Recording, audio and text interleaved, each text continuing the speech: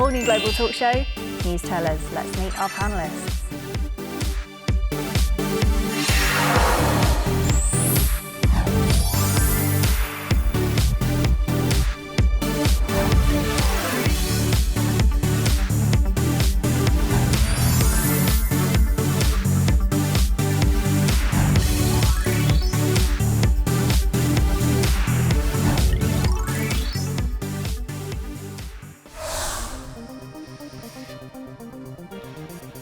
So, a picture of a 3-year-old boy from Syria.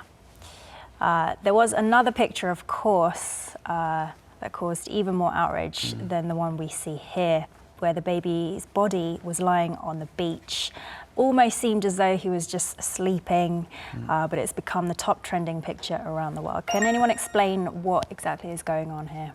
Well, he's a young boy from Kurdish ethnicity, and he and his family were trying to. They were from Syria, and they were trying to flee to Canada. And they took a boat from Turkey to try to join Greece. And there were so many migrants in the boat. It was a small boat. It capsized, and he drowned. With his brother and his mother died. And I saw recently an interview of the father. That was one of the most difficult interviews to listen. Indeed.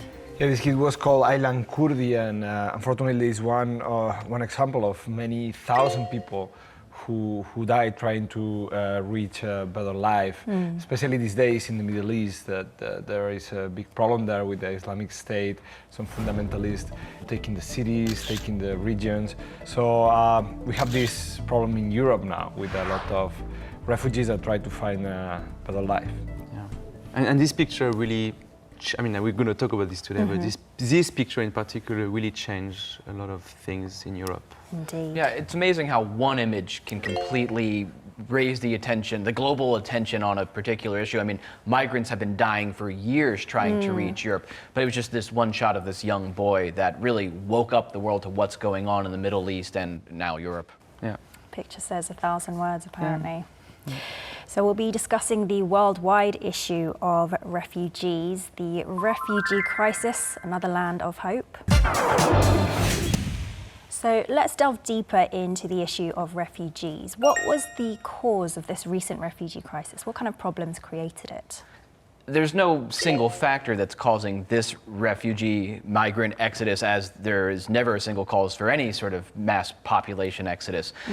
We could look back at instability in the Middle East, going back many decades. But I think some people might trace this back to the invasion of Iraq by the United States, the Arab Spring in 2011, the instability in Syria, and now the rise of the Islamic State, ISIS, through Syria and Iraq. Right, so lots and lots of repercussions from past events. Yeah, in the last 5 years, we saw 15 major crises erupting in Africa, Middle East, and some even in Asia. And I think, as Jason said, as Western countries do have a big responsibility in the current crisis. By invading Iraq, this was kind of a destabilizing event. Of course, the Arab Spring was kind of a good thing, but in Libya, after the Arab Spring, Western powers intervened, France, for example, and I think maybe increase the instability there. And Libya is a divided country now, and we have a responsibility in the flow of migrants trying to enter Europe. And so far, Europe is not really doing anything despite this huge responsibility. I think the destabilization of Libya is a big factor because the Italian government used to work directly with the Gaddafi regime and have them police their very long sea border and have them make sure that migration was kept to a minimum. With the fall of Gaddafi, Libya has become a very chaotic place, and there's really nobody in Tripoli for the Italian government to cooperate with. So I think, as we've seen over the past several years, some of the autocratic governments in that part of the world falling, seemed like a very good thing at the time, but what they've been replaced with have not been able to effectively administer those countries. Yeah. And the most recent one is the Syrian war. All of those conflicts are related in some way, all of the things that are happening in the Middle East. But the most recent one is the Syrian war that is still ongoing. And yeah, the Syrian war is producing a lot of refugees, a lot of chaotic situations in the country. And as we can see, as this small kid and many of the refugees come from Syria.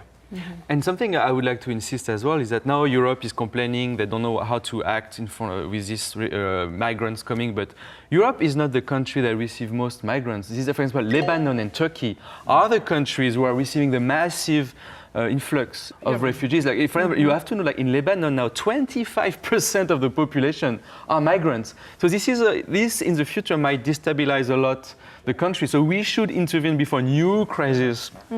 Turkey and Lebanon don't have the same resources that Western countries have to take care of this population, right? And this could completely lead to much bigger problems in the region. Exactly. We'll be going into responsibilities from the various European countries later, but a lot of turmoil in the area.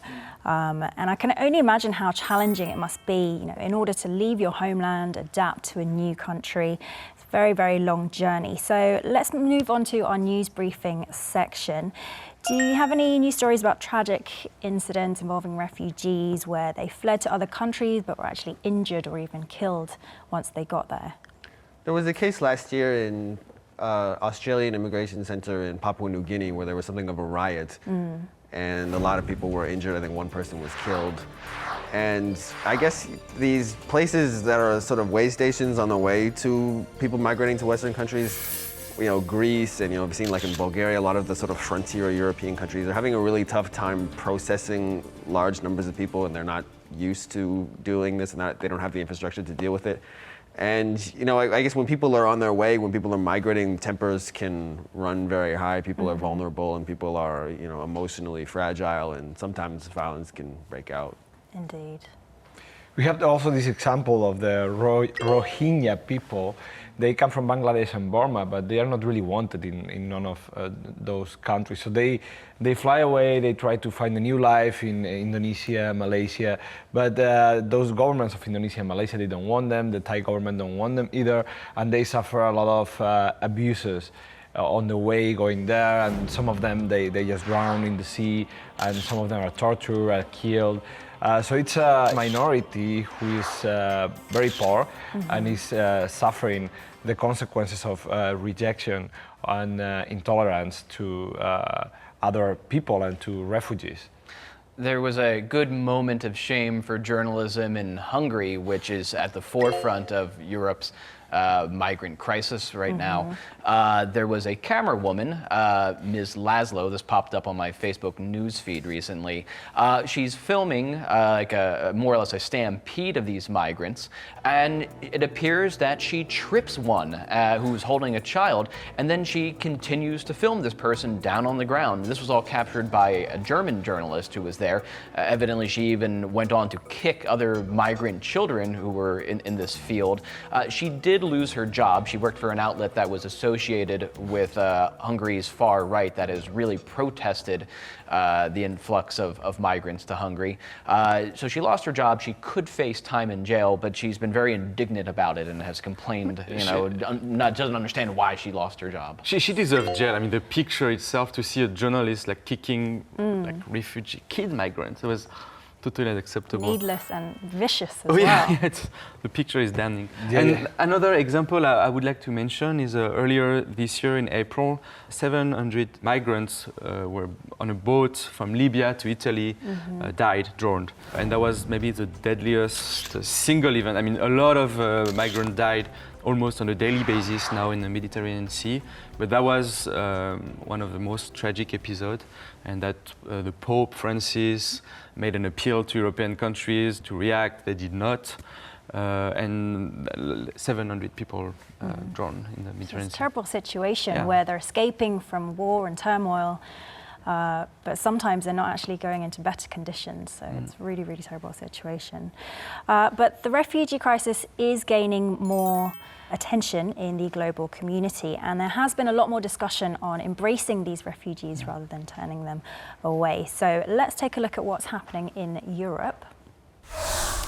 German Chancellor Merkel is calling for a new migrant policy by EU countries so that they can take in the increasing number of migrants.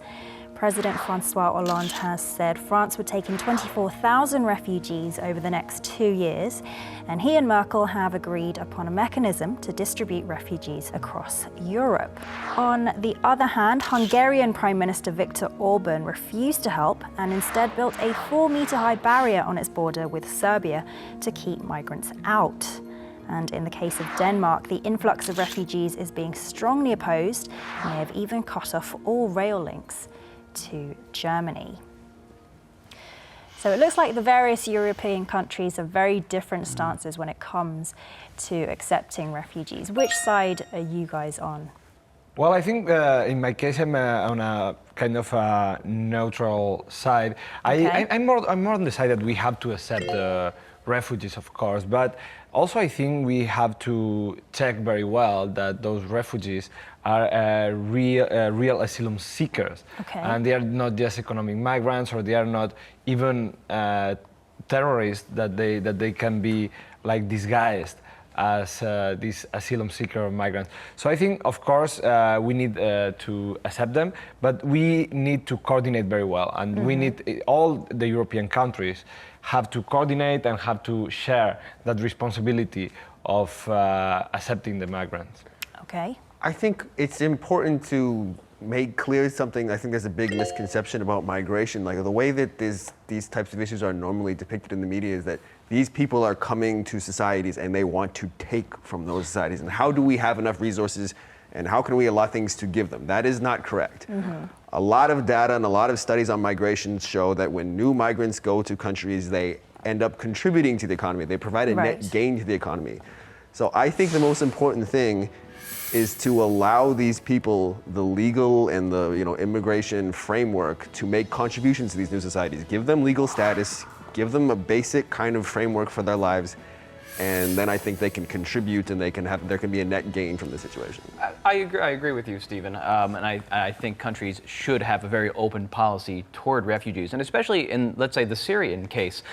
These people who are fleeing the war going back home, they're not destitute people. They have spent a lot of money to travel. It costs thousands of dollars for them to arrange boats and the transport from Syria through Turkey to Greece or whatever. They're Syrian middle class or higher. A lot of them probably will go back to Syria when the situation stabilizes. I think throughout the last few decades, refugees often do go back home. They own property, they have businesses. So, it's right. There could be some initial economic impact on a receiving country, but I think in the long run, it will benefit the nation. But studies now clearly show that migrants are a factor of dynamism, of economic dynamism. But let's think, Steve Jobs was the son of a Syrian migrant. People forget that, and it's not the only, it's just a very peculiar example, but generally when you have influx of migrants, that increase the salaries for everybody and they just create more jobs as they come.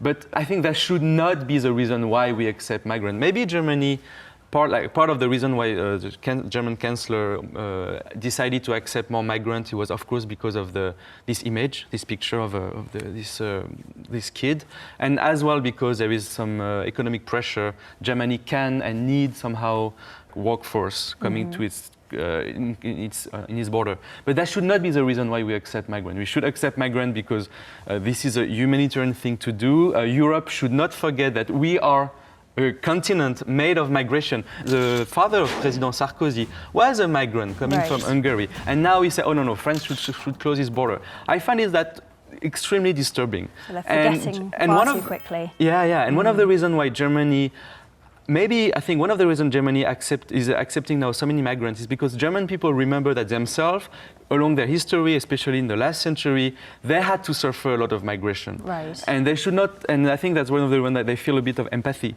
towards the Syrian people. And we should not, I know that now Europe is pretty divided, but I wish Hungary and all the eastern side of Poland, all these countries are now refusing migrants. They should remember a little bit their own history and remember like they were migrants themselves, not so many people. But also we need some control and some coordination, of course, because this outbreak of refugees happen kind of suddenly. Probably it could be expected. Probably we should have coordinated before, but it came up that it happened suddenly. So you cannot really let everybody enter and with no coordination, with no means to help them and they go probably all to the same country. So I think that's why Europe should coordinate that thing and should make some hard work on making all the countries together and making all the countries accept their share of accepting immigrants or asylum seekers. But as you know, the European institutions, they don't have that much power compared to the institutions of every country.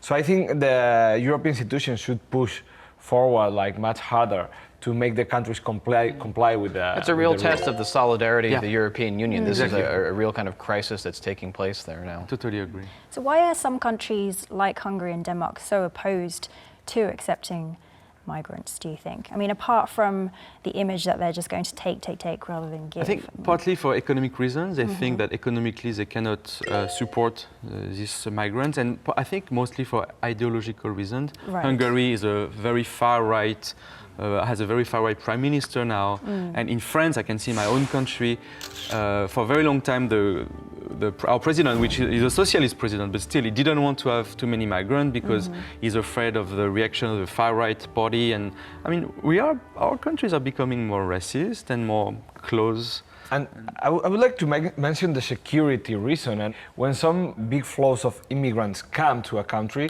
it's very difficult to control who is who. And it's very difficult to control that all of them were like just asylum seekers and people who lost their jobs and their life there. And maybe there are some terrorists that they can pretend they are refugees and they can come to Western countries and make a mess there. So some governments, I think that they are pretty afraid that those things can happen and they can have like some bigger problems because of that. I think that's a lot of fear-mongering going on about this scare about terrorists. I mean, I think the fact of the matter is, if a sleeper agent from ISIS or Al-Qaeda or whatever, if they wanted to come to Europe, they could have done it already. I don't think they necessarily need to pose as refugees. Of course, there needs to be a good screening process. Yeah. I agree with you, Ata, on that. But I think and this is happening in the United States too, where there's all this concern that if you let in these Syrian migrants, refugees, that they're going to be terrorists who will, blow up, whatever, the White House. And I think this is just, it's something that the right uses, that conservatives use, that xenophobes use to, use their, to speak their political position. Of course, it doesn't have to be an argument to reject real asylum seekers or to reject real refugees. But if you see how those terrorist groups work, it makes sense because they work in really small groups, and some of them, they are not really powerful. They don't have a lot of money to send the terrorists in other ways. So a lot of people with the really extremist ideas, they can come in those flows and meet their extremist pals here. Look at the Charlie Hebdo killings in Paris. Were not by refugees; they were by people who were born in France. I was about to say, like, ISIS mostly is recruiting from the West anyhow. Exactly. Okay, well, I think maybe we're going a little too deep into this topic, but I would just add that I think a country's response to how they handle vulnerable people has a lot to do with like the myths and the stories that society tells itself about like how it came into existence and it's why it's there. There was an interesting story in the New York Times last week about Poland.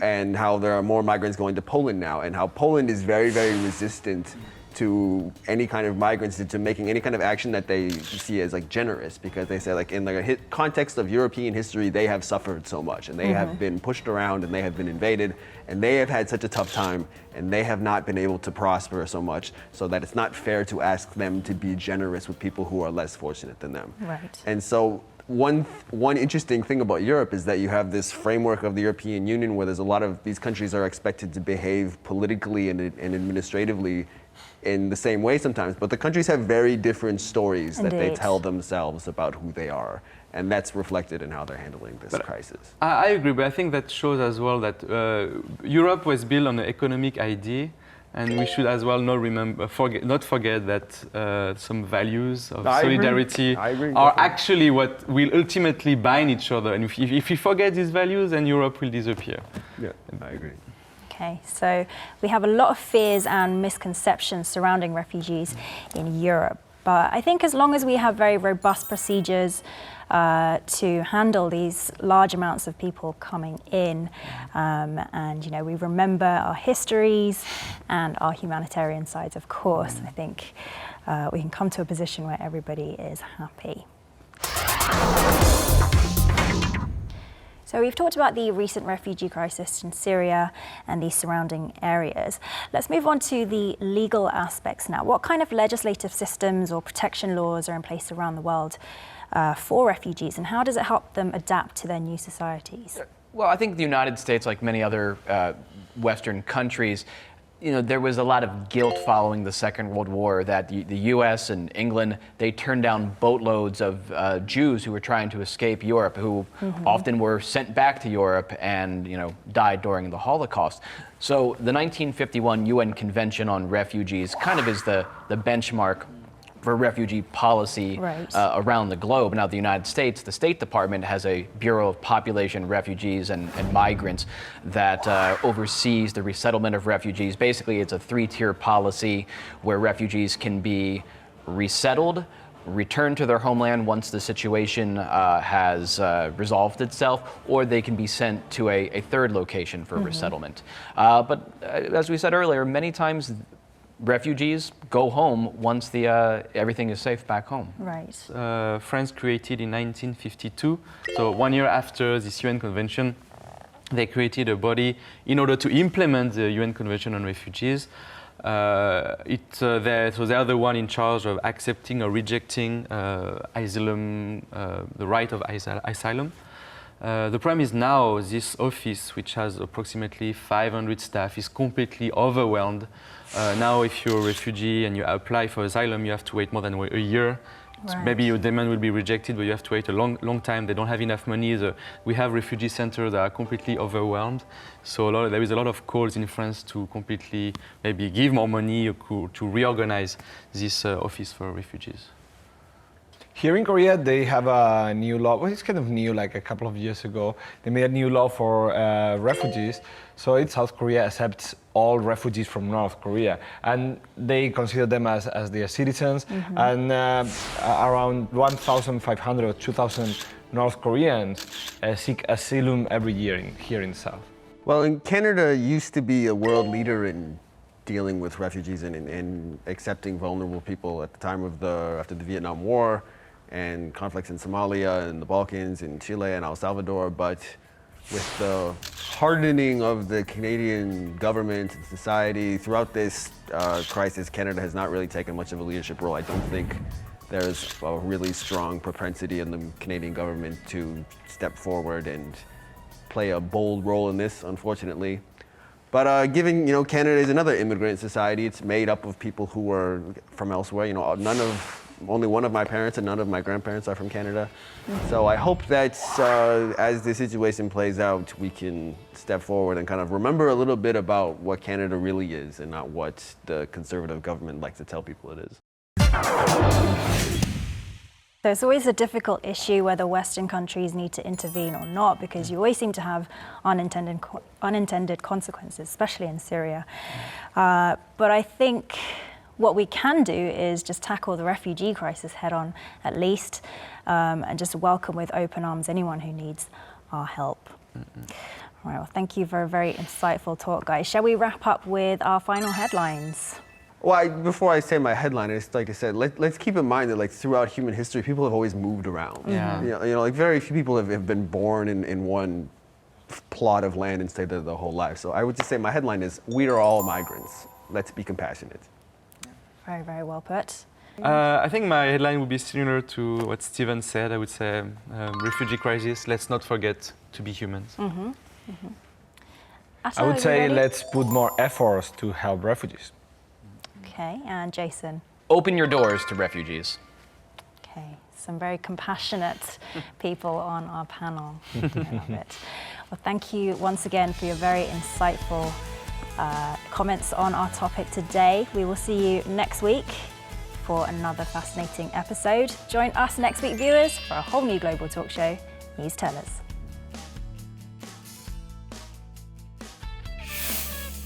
We will be open for any opinions or requests on our official website as well as our Facebook page.